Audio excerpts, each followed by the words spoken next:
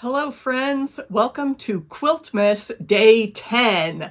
I am excited to share a project with you that features my favorite half rectangle triangles. So if you've never tried this technique before, you're in for a treat. And I have some free downloads for you, so check the description below and you'll get all the information for that. But before we dive into that quilting project, let me just explain a little bit about Quiltmas. This is a collaboration with 12 different YouTube channels, me and 11 great quilting content creators, and we are sharing different projects. And the fun part about this series is that you have the chance to win one of these 12 items. So what you need to do is listen very carefully and watch for the announcement of the secret word in every video. And you'll want to keep track of those because on December 12th, after the last video airs, you will see a link to the entry form, and you go to this Google form and enter all the information with all of the secret words. And then on December 15th, there will be a live drawing with Kristen of Scrap Fabric Love, and she will announce all 12 winners. So good luck, and let's get started. Our theme for Quiltmas 2025 is presents. Doesn't everybody love presents, especially quilt presents? And my gift to you is a free download of this pattern from my Little Bit Different collection. Just use the code QUILTMAS when you shop at truebluequilts.com. Okay, I've got my pieces all cut out. I am using red for the wrapping paper, yellow for the ribbon, which is our special secret word today is ribbon, and I'm also using this cute blue snowflake for the background. Now, we have half rectangle triangles in this block, so we need to cut those triangles, and just for demonstration purposes, I have layered them differently. So I've got the ribbon on top in the first pile and the background on top. Doesn't matter. But we're going to make one uphill cut and one downhill cut. So you just lay your ruler corner to corner there and make the cut in the direction you need. And this does give you an extra set of triangles. So you could make 2 blocks or set those aside for some other scrappy project. So I've got my uphill and I'm going to make my downhill cut. Then I want to take these to the machine and sew. And we remember that when we rotate our triangles, make sure they're in the correct position when you start. And here you can see how that will look in the finished block with my 2 directions of triangles. We're going to lay right sides together, make sure we see those mountain peaks, and sew our seam. We are ready for the trimming step, and it always helps to have some reference markings on your ruler when you are dealing with half rectangle triangles. And so I've got my Little Bit Different ruler that can just line up there on that seam line, and I can easily trim my downhill blocks first.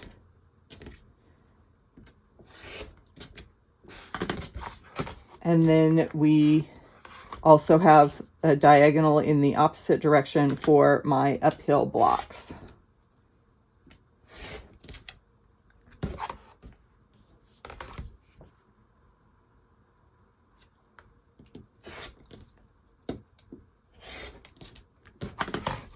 Okay, and there is the bow unit ready to be sewn into our block. Okay, let's get this block all laid out for sewing so we can do some chain piecing here. The background is just in that top row, and then we have our present wrapped in ribbon. Ribbon is our word of the day.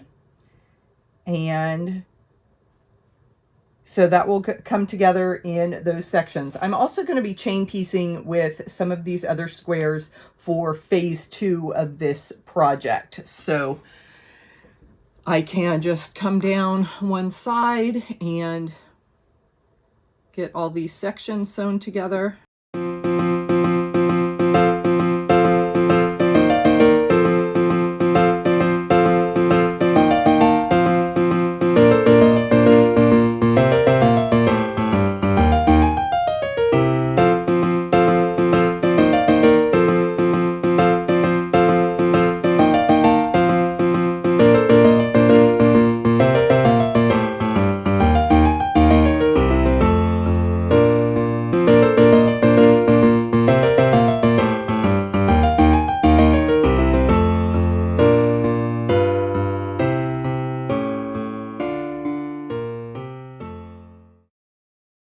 And there is part 1 of our project, our nice little Christmas present block.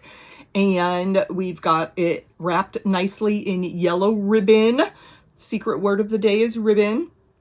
And we are going to actually finish this as the Hemingway pouch. So it'll have a nice decorative block on one side and then the zipper side on the other. So let me finish getting that panel ready and then we'll walk through the Hemingway pouch.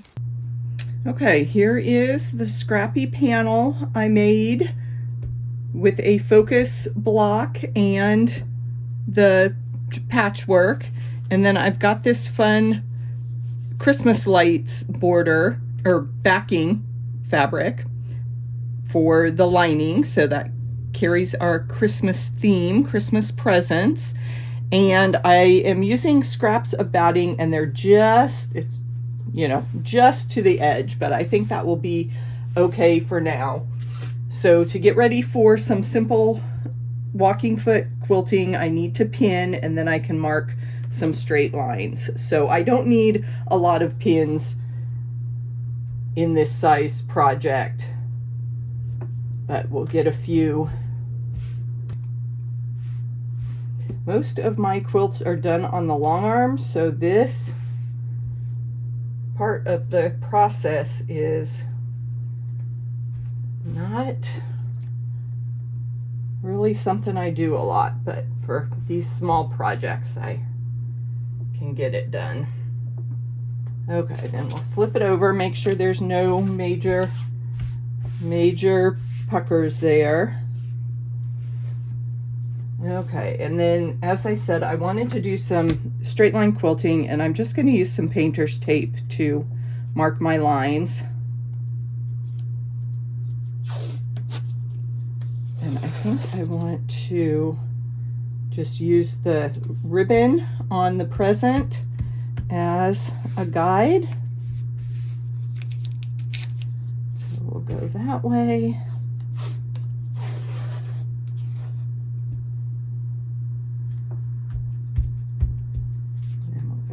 That way.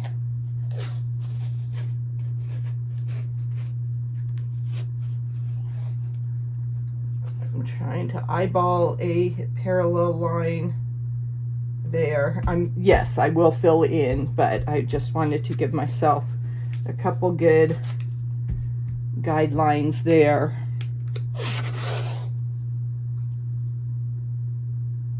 And that's approximately parallel on that side. Okay, that gives me some places to get started with the quilting.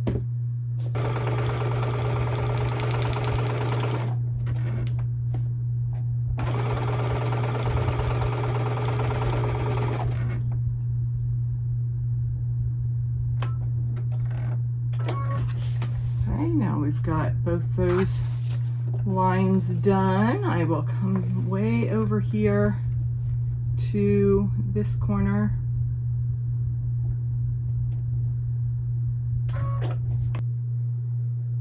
Here's a closer look at the quilting. Just did kind of a diamond pattern there. And there you can see it on the back with that pretty Christmas lights fabric. Okay, here is the scary part. I have to,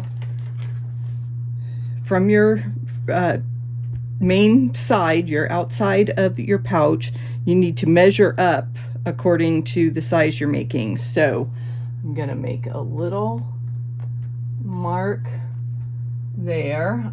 Luckily it's a part of my snowman that I can see, and then we have to make a diagonal from there to the corner.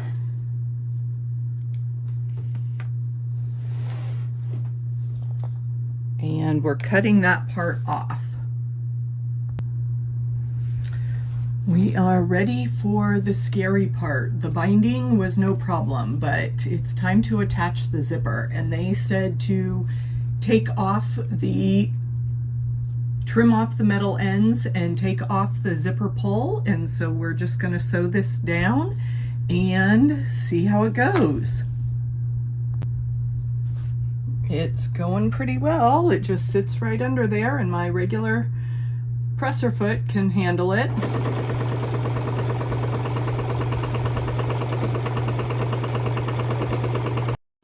The magic of this pouch is that you fold the fabric and then put the zipper pull back on, which wasn't as hard as I thought. It took me, 3 or 4 tries to get everything lined up, but it did work. And so you only need one side of the zipper. I guess it's time to make another pouch. We're going to finish the inside of this pouch with a binding similar to a regular quilt binding. So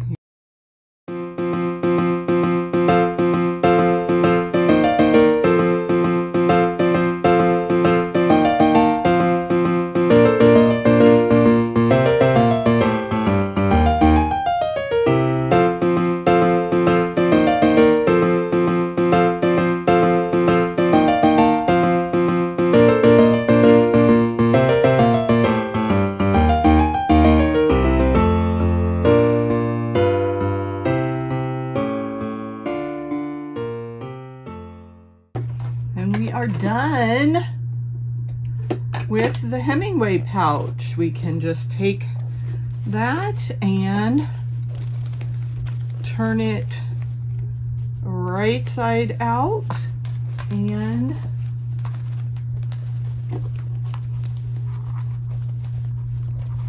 I am just poking out those corners as best I can.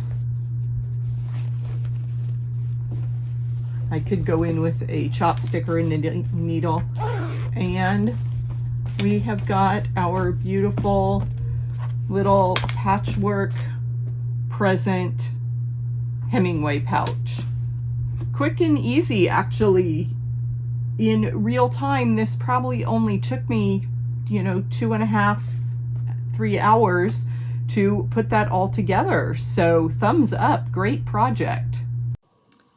I will fill this pouch with some goodies for our winner who will be drawn on December 15th. Be sure to check back on the 12th and 13th to find the entry form, and I hope you win. Thanks for being here for Quiltmas 2025. Good luck in the drawing, and we'll see you soon. Day 11 of Quiltmas is brought to you by April's Craft Room. Catch her at 6 p.m. Eastern Time.